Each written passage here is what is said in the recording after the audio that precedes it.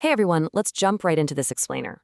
Today we're going to demystify how the chaotic, kind of brilliant, dithering of early brainstorms actually becomes a polished educational product. If you've ever wondered how incredibly complex, interdisciplinary concepts get structured into something you can actually teach, well, you are definitely in the right place.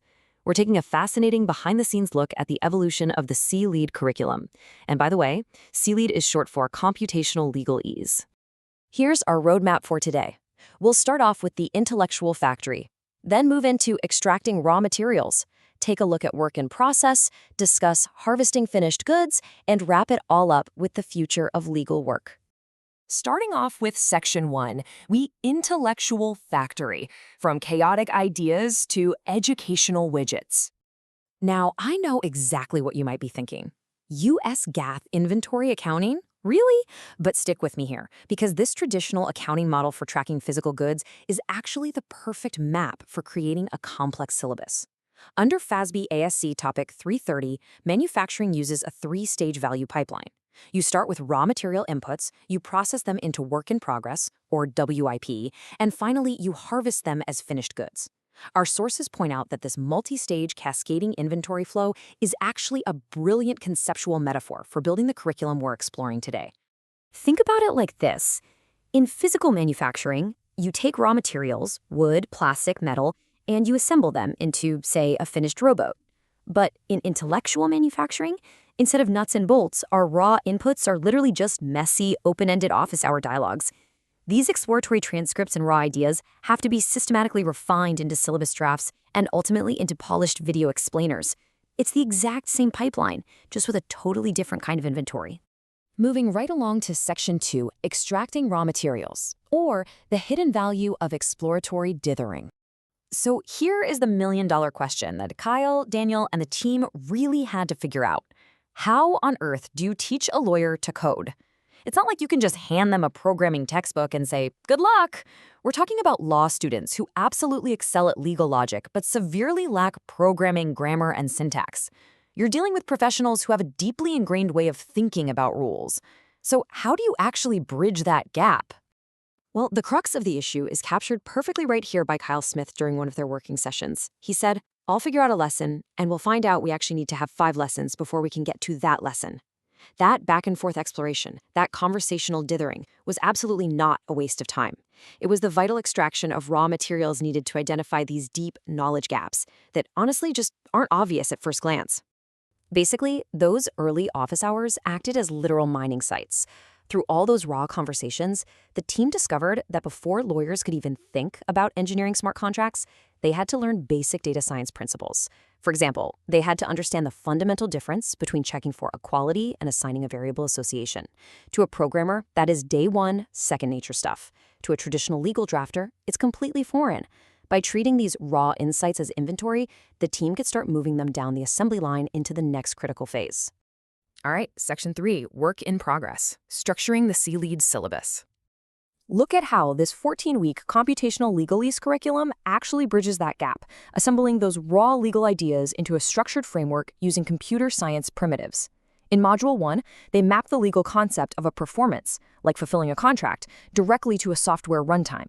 In Module 4, they tackle a massive grammatical hurdle, forcing lawyers to stop reading left to right like standard English and start reading right to left to understand variable assignment. And in Module 6, they connect legal downstream dependencies to for loops and contract chaining. This is the intellectual work in process really taking shape. Now, to process all these ideas efficiently without losing their minds, the team used a Kanban-style pipeline, which they affectionately called their Combine. It's a remarkably simple 3-step tracking system: assign, in progress, and done. That middle step, in progress, is absolutely crucial because that's the exact moment the principal takes ownership of the task. This highly organized system tracked everything from assignment to completion, ensuring the intellectual assembly line just kept moving without bottlenecks. Which brings us to Section 4, harvesting finished goods, the 33 video master curriculum. 33. That is the total number of highly structured, roughly 5-minute video widgets they generated to form the master curriculum. The team quickly realized that just tossing together a handful of high-level overview videos wouldn't even scratch the surface. They needed bite-sized, incredibly digestible micro-lessons to truly get this material across. So what do these finished goods look like? They break down into 28 core concept videos, rolled out at a nice, steady pace of 2 per week for 14 weeks. Alongside those, you've got 5 hands-on lab screencasts. And these labs get into the literal plumbing of legal engineering. We're talking practical tools like Git and GitHub for lawyers, demystifying Web3 wallets and account security, and even step-by-step guides for interacting with on-chain hats. It is a fully scalable, university-grade library of microlessons ready for the student to consume immediately. Bringing it back to our earlier metaphor, it's just like a finished rowboat ready for the water. Videos with titles like What is a Performance in Law are polished, completely digestible products totally decoupled from the messy factory floor. The end consumer, the law student, doesn't see the chaotic dithering, they don't see the confusion of those early office hours, or the complex Kanban boards. They just interact with this final, high-value educational product. The raw materials have successfully become finished goods.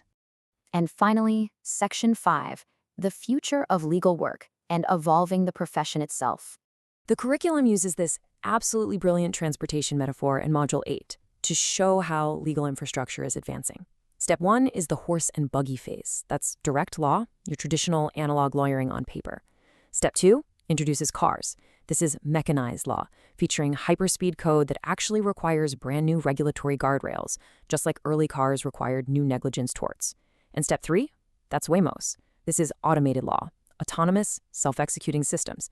It's a profound shift from static paper to dynamic, living code. And as this computational mindset takes over, 2 distinct career paths start to emerge. On one side, you have the engineering path. This is where developers step up as specialized legal authorities, functioning a lot like patent agents do today. On the flip side, you have the lawyering path.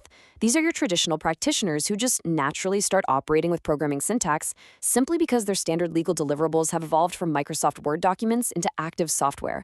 Honestly, both paths are going to be absolutely essential to the future ecosystem. It is such a fascinating paradigm shift, and it leaves us with a pretty critical question to ponder today.